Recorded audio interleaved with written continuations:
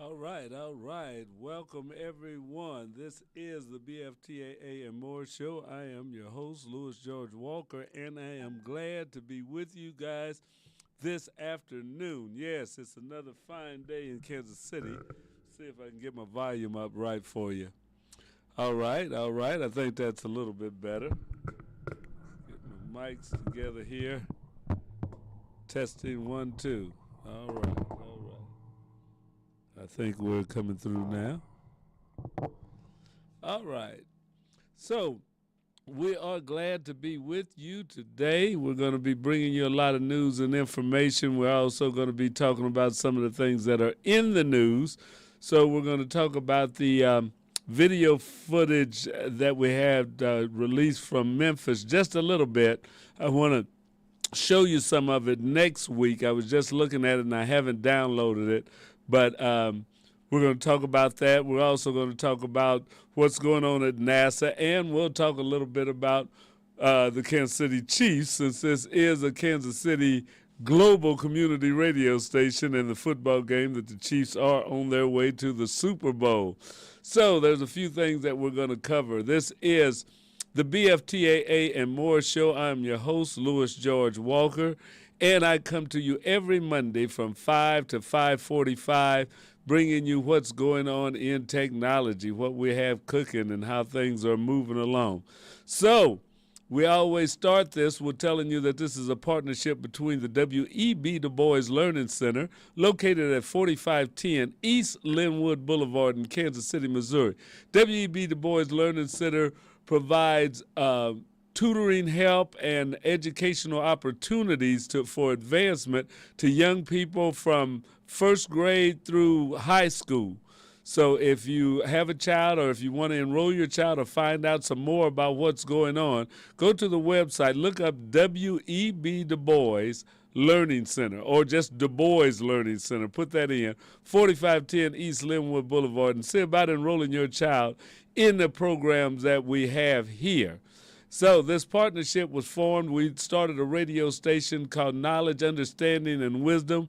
That's KUAW for short. And you can pick us up on Facebook, on YouTube, on Twitter, and Twitch. You can also pick up our 24-hour-a-day audio broadcast on Get Me Radio, on, okay, I'll get this right, Get Me Radio, TuneIn Radio, My Online Radio Bot, My Online Tuner, and then the online radio bot. Also on Radio Garden, and you can just go to our website, KUAW.org. All the players are listed there. You can click on one and listen to the show. Also, if you have a Google or Amazon smart speaker, tell it to play KUAW, and you will hear us there. You can also see some of the information that we have on our Facebook page, KUAW radio. We're also on YouTube at KUAW Space Radio. So if you want to leave a message, if you want to text us while the show is going on, we do have a live chat link up so that we can see your text as it comes across, and we will definitely try and get to as many of the questions and comments as we can. That's for sure. Let's see, make sure that you see this chat overlay going on there. And it should there. So see, we've got a Facebook live chat that's connected from KUAW-radio on Facebook. So if you go there, you can actually join into the conversation, post it up. I'll get to see it on the screen, and we'll respond to you as long as y'all don't overwhelm me with way too many questions. So, which that'll be good, but just kind of space them out a little bit.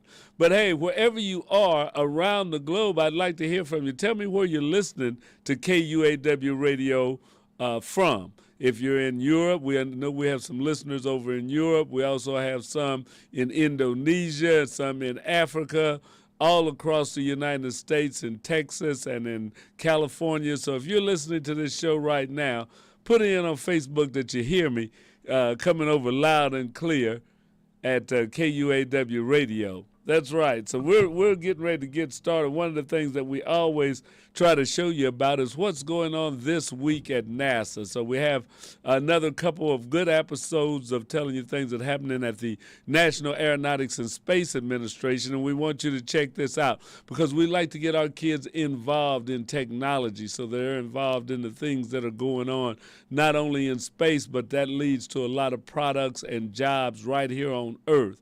So if you're interested in science, technology, engineering, and mathematics, all of those pages, go to the NASA site. Take your kids there. They can look it up. If you go to their website at nasa.gov, you can find a whole lot of information and projects that you can work on with your kids, with your family. So check it out, nasa.gov, and it's a great site to go to. So we're getting ready to go there now, and we're going to bring you one of their podcasts called This Week at NASA. Let's see if we can get that keyed up here somewhere. I know I got it. There it is. All right, so let's see what's happening this week at NASA. Preparing for a more powerful space station, building a more fuel-efficient aircraft, and a way to possibly predict solar flares. A few of the stories to tell you about this week at NASA. On January 20th, NASA astronaut Nicole Mann and Japan Aerospace Exploration Agency astronaut Koichi Wakata conducted a spacewalk outside the International Space Station to prepare for future upgrades to the station's power system. The station's existing power channels are being augmented with new rollout solar arrays. On January 18th, we announced a partnership with Boeing to build, test, and fly an experimental full-scale sustainable flight demonstrator aircraft aimed at lowering emissions. And Boeing's concept is a transonic, truss-braced wing, single-aisle aircraft. Learn more about NASA's work in aeronautics research at nasa.gov/flight. Our Solar Dynamics Observatory has identified small-scale flashes in the upper layers of the solar atmosphere, the corona, that could help us predict solar flares, which in turn could help us anticipate the disruptive impacts of space weather storms here on Earth. Teams at our Michoud Assembly Facility recently completed welding of the Space Launch System, or SLS, core stage liquid oxygen tank dome for Artemis 3. The liquid oxygen and liquid hydrogen tanks hold the propellant used to launch the SLS and the Orion spacecraft into space. That's what's up this week at NASA. For more on these and other stories, follow us on the web at nasa.gov/twan. All right. Preparing That's for what's going on this week at NASA. So hope you enjoyed that. That's always some good information of the things that they are doing, that sometimes we don't realize what's going on with our space program. And there's a lot of things out there, very exciting. If your young people are interested in that, that's something that you should definitely encourage in our young folks.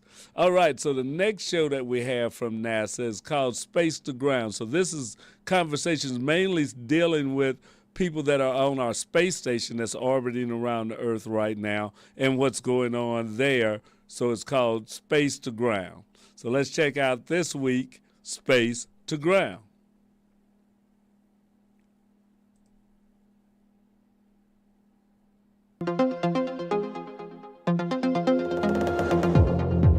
Welcome to Space to Ground. I'm Shaniqua Vereen, and this week we take a look ahead at the next mission flying to the International Space Station. On Wednesday, January 25th, a pair of news conferences at NASA's Johnson Space Center in Houston highlighted the agency's SpaceX Crew 6 mission to the International Space Station in February. The mission is NASA's 6th crew rotation flight involving a U.S. commercial spacecraft carrying crew for a science expedition aboard the microgravity laboratory. The purpose of the space station, it's a national lab and it's for scientific research. So we have this incredible, unique, weightless environment where we can conduct amazing scientific research, and that's why we go to the ISS. We will be subject to a lot of scientific observation that is done before the flight, during the flight, and post-flight to see the impact of weightlessness on our bodies, on our body mass. So it's all for the sake of science, and it's all for the sake of the push towards the boundaries of exploration towards space. The Crew 6 mission will carry NASA astronaut Steve Bowen and Warren Hoburg, as well as United Arab Emirates astronaut Sultan Al-Nayadeh and Roscosmos cosmonaut Andrei Fedyayev. The Falcon 9 rocket and the Dragon Endeavour spacecraft is scheduled to launch no earlier than February 26th from Launch Complex 39A at NASA's Kennedy Space Center in Florida. During their mission aboard the orbiting laboratory, the Crew 6 astronauts will conduct cutting-edge research. Studies of material flammability, tests of treatments for cardiac disease, and demonstration of a new tool that could monitor changes to the immune system during deep space exploration missions are just some of the more than 200 experiments that will occur during the mission. What we learn from the International Space Station will help us to explore Mars, especially for our transit habitat needed to get to and from the Red Planet. This week on Houston We Have a Podcast, Paul Kessler, aerospace engineer from NASA's Langley Research Center, discusses what a spacecraft that would take future Mars explorers to and from the Red Planet would look like. As always, you can catch the interview on Apple Podcasts, Google Podcasts, and SoundCloud. That's Space to Ground for this week. Thank you for watching.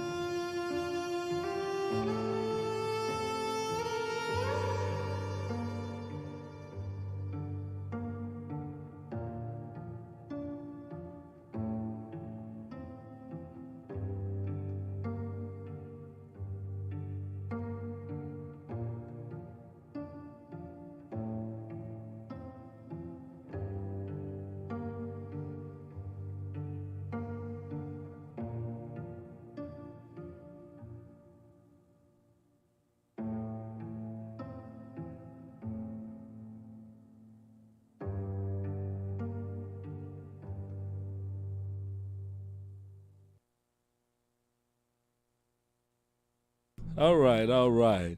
Yeah, that was done in memory of, there have been a lot of people that have lost their lives in space exploration. So sometimes we think it's a whole hum and that, oh yeah, they've got this down.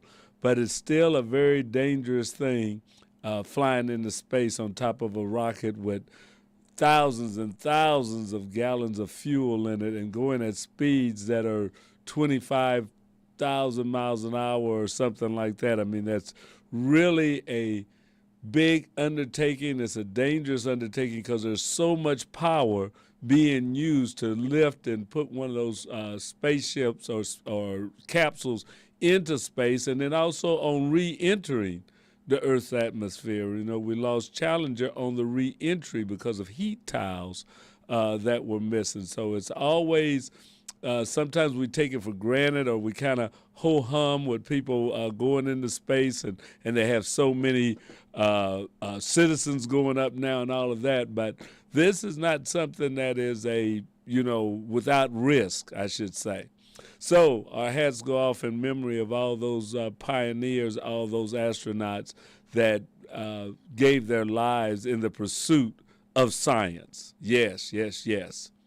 All right, so we've got another story that's been in the news, and it's about the Tyree Nichols incident and murder, really. Some have called it even a lynching of Tyree Nichols, and that was a young man in Memphis who was pulled over and by Memphis police and beaten to death. Beaten, and he died 3 days later in the hospital. Well, that video was released. I'm going to be looking through it. Anybody can go to it and see it. If you want to see the video yourself, not what they're showing you on the news, but the full video at any time, go to memphistn.gov, and you can find that video. It's memphistn.gov/news/video -footage-of-incident, all of that with the police department. It should come up if you get to video and footage. But the video footage of the incidents between Tyree Nichols and the Memphis Police Department. It says these videos were recorded on the evening of January the 7th, 2023 in Memphis, Tennessee. Video 1 is a police-issued body-worn camera near the intersection of Rains and Ross Road. Videos 2, 3, and 4 are video footage at the second location, a residential neighborhood. Video 2 is from a pole camera that contains no audio. Video 3 and 4 are police-issued body-worn camera videos. These videos have been redacted pursuant to TCA 10-7.501. Warning, the video contains graphic content and language. Viewer discretion is advised, and this video can be viewed on Vimeo, www.vimeo.com/City of Memphis. So that's where you can go if you want to see the well, it has been redacted, so there's some things that have been taken out of it from the police department. But rather than just seeing a clip or two or something, you can go to the Vimeo site and see the entire video. So that's out there for you. So that was a horrendous event that happened. I was looking at an article of it after they had released the video. In 4 separate videos that released the video that shows the 5 Memphis officers beating Tyree Nichols to the ground with a nightstick, tasing him, and propping him back up to only hit him again. Nichols died from his injuries 3 days later. Ultimately, Nichols laid on the ground for 25 minutes without police or medical personnel addressing his injuries after they stopped beating him. They bring out a gurney but didn't place Nichols on the gurney. After the release of the video, Interstate 55 was shut down, going in and out of Tennessee with hundreds of protesters all over the roadway. The Shelby County District Attorney sent out a statement late Friday night explaining the video released. It says, the video was released because it was important to the community and Tyree's family, as they want the world to be their witness and feel their pain. District Attorney Steve Mulroy said, but as we witness the tragic end of Tyree's life, I also urge you to remember Tyree Nichols' family, as his family does, with his big smile, skateboarding, and being a loving family member. The release was delayed because it was important to make sure witnesses spoke first from their memory and nothing else. As the district attorney says, I have always sought to balance out the rightful demands of the community with protecting the integrity of our investigation and prosecution. All 5 now ex-officers have been charged with second-degree murder, aggravated assault, act in concert, aggravated kidnapping, official misconduct, and official oppression. The video shows the officer pulling Nichols over, with Nichols telling the officer he didn't do anything. The officer told him to get on the effing ground. Nichols told the officer he was just trying to get home. Nichols tries to run away but is tased. Although he manages to get away, officers run after him and another starts searching his car. Police do catch up with Nichols and he ends up on the ground. Officers are on the scene kicking and hitting him with a nightstick. They continued to prop him up only to beat him further. Once they stopped, Nichols laid on the ground with no one interacting him for closer to a half hour. 5 officers fired in connection with the beating death of Nichols have been booked into Shelby County Jail. They have since been released on bail. Tatteras Bean, Demetrius Haley, Emmett Martin III, Desmond Mills Jr., and Justin Smith were terminated last Friday following the death of Nichols during the traffic stop earlier in January. These are the same 5 officers that were terminated by the Memphis Police Department. Second-degree murder is a Class A felony punishable by 15 to 60 years in prison under Tennessee law.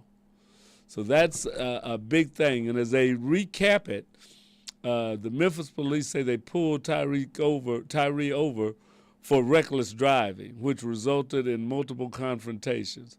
Following the arrest, Nichols was transported to the hospital where he died 3 days later. He suffered extensive bleeding caused by a severe beating, according to an independent autopsy commissioned by attorneys representing the Nichols family. On Friday, the Nichols family requested that the unit that beat Nichols be disbanded. Nichols' family said he was beaten so badly by Memphis police that he became unrecognizable. On January the 15th, the Memphis Police Department announced the officers were relieved of duty as they began the internal investigation. 5 days later, the police department terminated the 5 officers involved. An internal investigation found the officers violated department policies for use of force, duty to intervene, and duty to render aid. So that's it. And also breaking news on that today is that there's a 6th officer that has also been relieved of duty. I don't know if he's terminated yet. And I don't know with the medical people, I think they're suspended. It doesn't say if any were terminated at this time, but there's a lot more that's still going on, a lot more investigation that's still happening with this. And the thing is that these incidents, as we have started calling them, or these police overreactions, I don't know exactly how you want to phrase it, as some have called it even a lynching in today's terms, continue to happen. They continue to happen. They say that, they put in training, that they've done things to try and eliminate it, but so far, nothing seems to work. Nothing that the police departments, that the governments are trying have stopped these things from happening, especially to African Americans. Very rarely, and I can't think of a time myself, that I've seen a white person that was beaten to death by the police. I'm not saying that it doesn't or hasn't happened, but I'm saying that I have not seen it on the news. I would think that it would be newsworthy. I don't think that they would hide that, but I haven't seen that. Now you wonder sometimes, why is it always with African Americans that such harsh, brutal, inhumane treatment happens? How is it that they are beat? Why are they left in the streets, left laying down without anybody assisting, trying to give them some dignity, that they're trying to save their life, or that they recognize this as a human being, as I heard said today, that we give more care to a dog that's been hit by a car than a man that's been beaten by the police. That we'd be outraged if that happened to anybody. We'd want them put in jail, but here's a person that can be beaten by the police for doing nothing. They have found nothing wrong, and that he lost his life. That's a thing that has happened far too many times in these United States, in this country, under our watch. And it's something that they were in the street over George Floyd, and they were going to make a change, and we were protesting for change, and we find that there is no change. There is no better yet. So that's something for all of us to check ourselves about. Are we really fighting for change? Are we really wanting change? Are we really pressuring our officials about it? And do they really care? You know, does America care that this stuff is happening, that these deaths are happening? You know, it would make you wonder if there's any feeling for this man's life, that people can take another person's life that easily. So that's something that we'll have to look at. As I say, I want to pull the videos down and see if there's bits of it that we would want to show or talk about. I've heard some reports of things being said and things that were or were not done during that time, but I don't want to repeat them unless I've seen it myself. At first, I didn't want to watch the video because it's happened time and time again, but I think out of respect, out of decency, out of wanting to bring these type of things to an end, and we saw the movie of Emmett Till, and it still has not touched some people's hearts, and definitely has not brought about the change that we need to see happening. So we'll get back again with this. We're not going to let this go with just 1 week of talking about it, but we will look into the case as it moves forward, what happens to the officers, what happens with the family, what happens with the paramedics, and all that showed a callous disregard to a human being. So Tyree Nichols is gone from us now, but what are we going to do? How are we going to react? How are we going to try and make a difference about things like this? All right, so that's a note, and it's really something that we just have to go through, even if it hurts. Even if it hurts, we have to talk about these things. We have to face these things. We have to face it as a community. We have to face it as citizens, as a country. We have to face it, you know, nationally and internationally, that in this greatest country of the world, that someone can be treated that way, can be treated that way. What has it come to? I don't know. Take a quick little break. I'll be right back in a minute.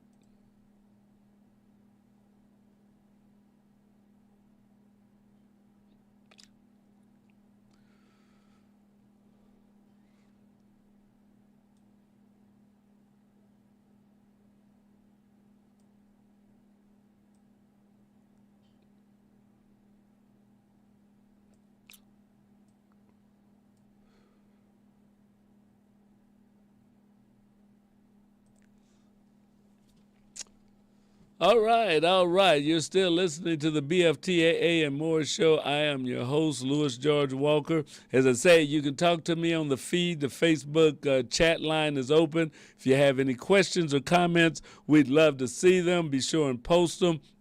Even if it's after this show, if you see this later and it's a recording, I will be checking the feed. I look at our Facebook page all the time, so I will still answer questions or comments that you may have. I will read them for sure. So be sure and go to the KUAW page and post those now or post them at a later date. Thank you very much for that. All right. Another thing that we had happen yesterday here in Kansas City, there was a big whoop, a big party that began with the Chiefs' defeat of the Cincinnati Bengals and the winning of the AFC Championship. The Kansas City Chiefs will once again be heading to the Super Bowl for the third time in 4 years, I believe. The Kansas City Chiefs will represent the American Football Conference in the Super Bowl, going up against the Philadelphia Eagles. So it was a great game. If you had a chance to see it, if your nerves could hold out long enough, if your blood pressure didn't take you over the top, the Chiefs were able to hang in there and won 23-20. in the 4 games that the Chiefs and the Bengals have played, the Bengals have won 3 of them. And all of the games were separated by 3 points. So it's only been a 3-point difference. So these two teams are fairly evenly matched up. They've played big defensive games, and they've played pretty good offensive games too. So it's been really some good games to watch. Joe Burrows and Patrick Mahomes, they're going to be a rivalry that we're going to probably be talking about for a while, because neither one of them seem like they're going anywhere for a little while. So I'm pretty sure that they will meet again, if not in the regular season, in the playoffs or somewhere down the line. But this has been great football to watch. There were some injuries in the game, and we always feel for players of either team that get injured. I know Kansas City was pretty banged up going into the game. Patrick Mahomes himself was playing with a sprained ankle. Now they've got high sprain and low sprain, I guess. We used to just have a sprained ankle, but now it's not just a sprain. It can be a high one or a low one. So they get into the details of it. But he didn't look too bad. He was limping. He was hopping. I'm pretty sure he's had his foot in some Epsom salt or something all day today, because he really worked on it. And that last run that he did was fantastic, to get in the field goal range to allow Harrison Butker to kick that field goal. And, he has had his ups and downs with some of the Kansas City fans through the year. He hurt himself early in the year, hurt his ankle. And ever since then, he has been maybe not as consistent as in the past. We've had some games where they brought in other kickers that didn't even do that good either. So it shows you that there's not a lot of good kickers sitting out waiting to get picked on the team, that's for sure. But, I don't know if he got all the way well, but they know they needed him back. So he's been playing out there, but you could tell that it was a little different. So I'm hoping that after this off season, after he gets time to really rest and recuperate, that next year he comes back. I mean, I want him to be good when the Super Bowl comes on too, but I think to really get it healed up, a lot of our players are going to need some time off to really mend, to really kind of get themselves back together. But McCurl Hartman had been hurt for a few games he's missed, and he came in and suffered a head injury or concussion, so he's out again. I don't know, in 2 weeks he may be able to play.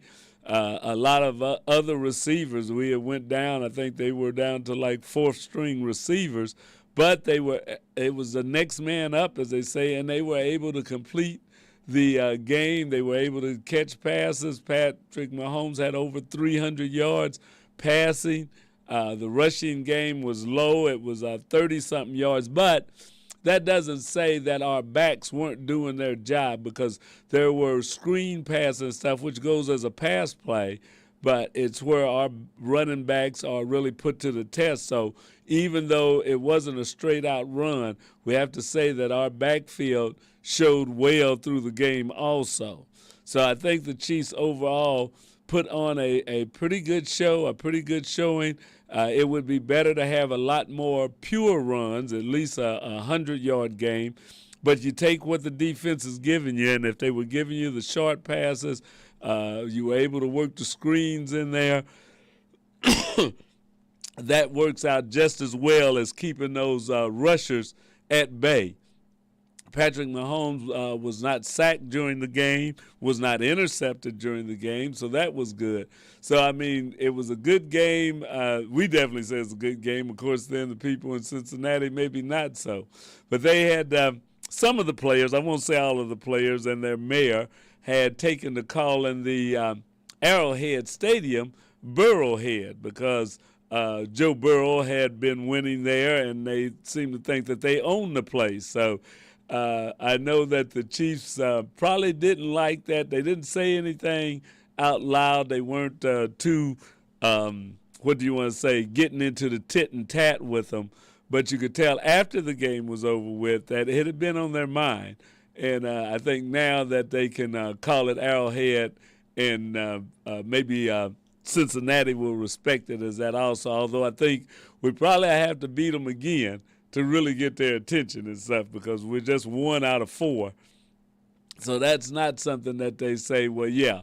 So we're going to be ready, but that won't happen this year.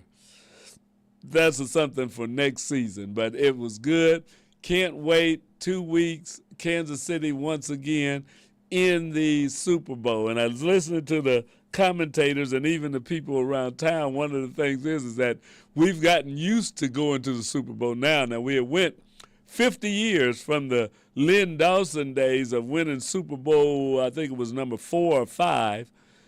We had 50 years to get the next Super Bowl, and now we've been in 2. Well, we've been in 2, and we're getting ready to go into another one, our 3rd Super Bowl. So now we've gotten used to it.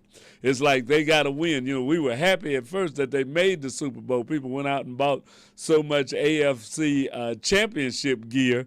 It didn't have room to get Super Bowl gear in the house because it was just good to be going to the game. But now it's like, okay, yeah, Pat can get us there, so we want to win.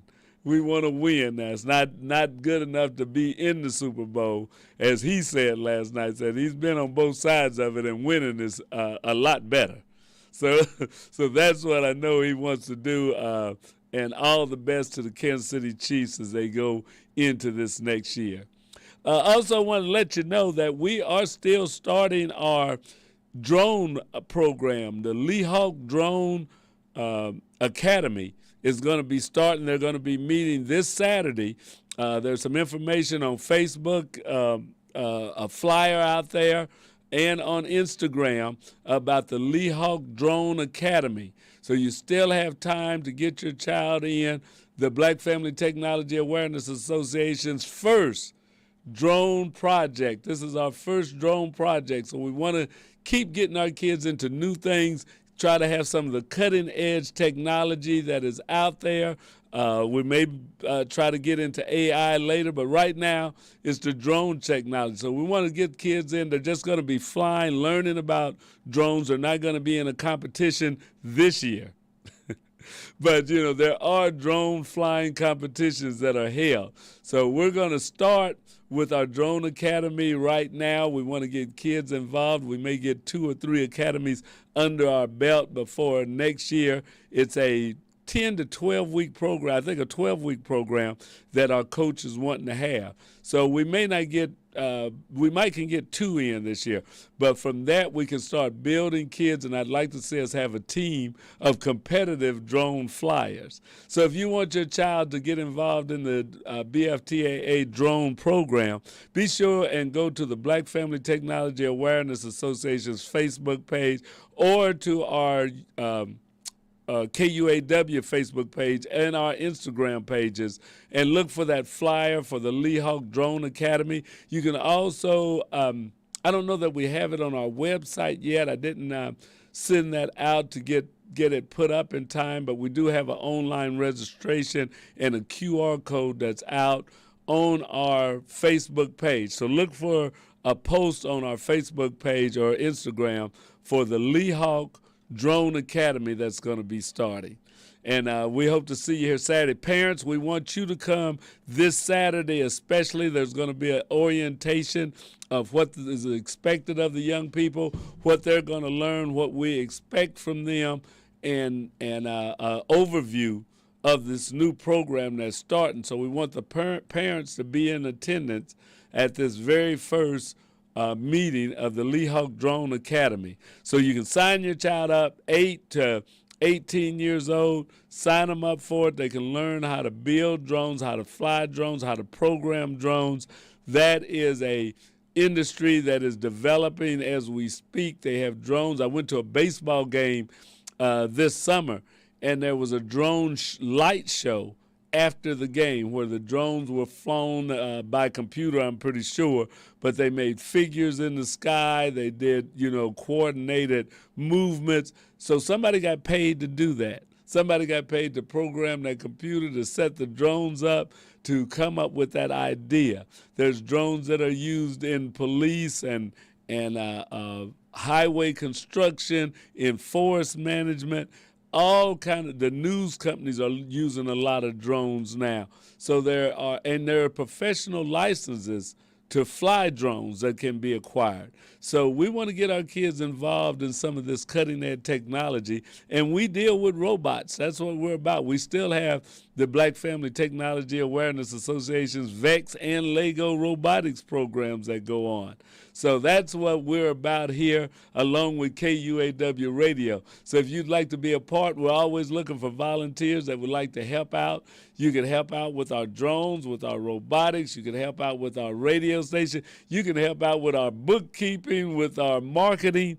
We can use volunteers in all fields. So contact the Black Family Technology Awareness Association. Our email is bftaa@sbcglobal.net. You can also get us on Facebook. So if you'd like to get involved, if you want to know more about the Black Family Technology Awareness Association, be sure and contact us. We'd love to talk with you. I'm George Walker. I'm the president of the Black Family Technology Awareness Association, but there are other people with specific skills that are part of this organization, and we'd love to have you be a part of it also. So that's our show for today. This is the BFTAA and More show. We will be on again next Monday from 5 to 5:45. We hope you enjoyed what we offered, and we hope that you will come back and listen to us again. This is the Black Family Technology Awareness Association on Knowledge, Understanding, and Wisdom Radio, KUAW. Check us out on KUAW.org. That's all. We'll see you later. Have a great week.